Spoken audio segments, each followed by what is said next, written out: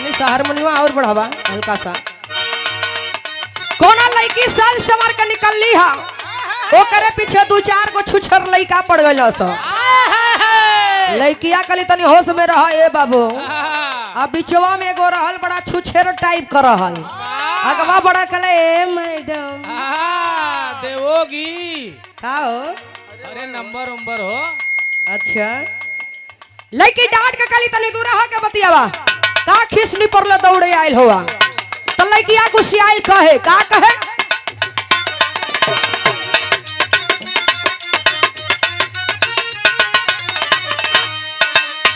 आ नहीं खे देही आंदे ही रहमती जाड़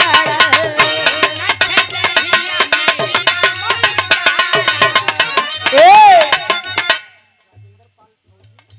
और ये राजेंद्र पाल फौजी इसी ग्राम सभा से भैया जी की तरफ से 201 रुपए का पुरस्कार बहुत बहुत प्रणाम सब लोगों के बहुत बहुत प्रणाम। लेकिन कहे नहीं खेते ही आंदे ही रामती जोड़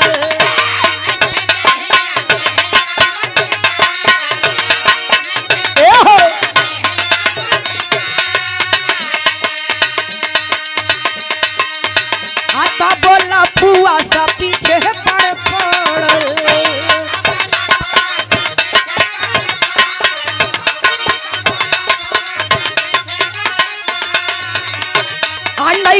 हीरा मोती जाड़ आता बोला फुआ सा पीछे बड़े पाड़ तलाई कवा कहे अपना पंजरा में हमारा के आवे देव का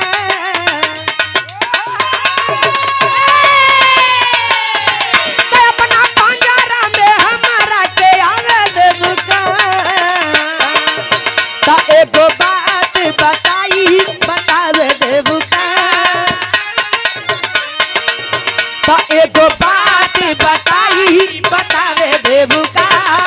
लाहिल बानी सिंदूरा लगावे देव का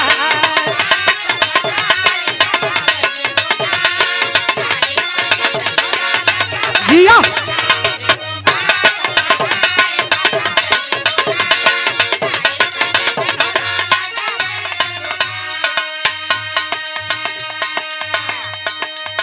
लड़की कली की सब मजा के समझ ले हुआ का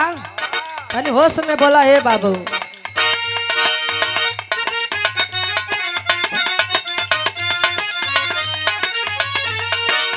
सिंदूरा लगावल मजा कहवे का पागल पिता है दिमाग हवे का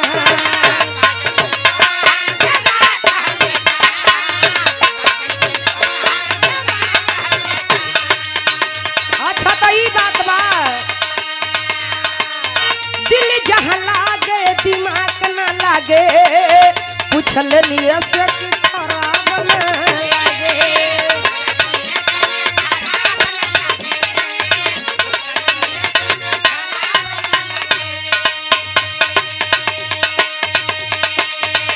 अपना दिलावा में चादर बिछावे देव का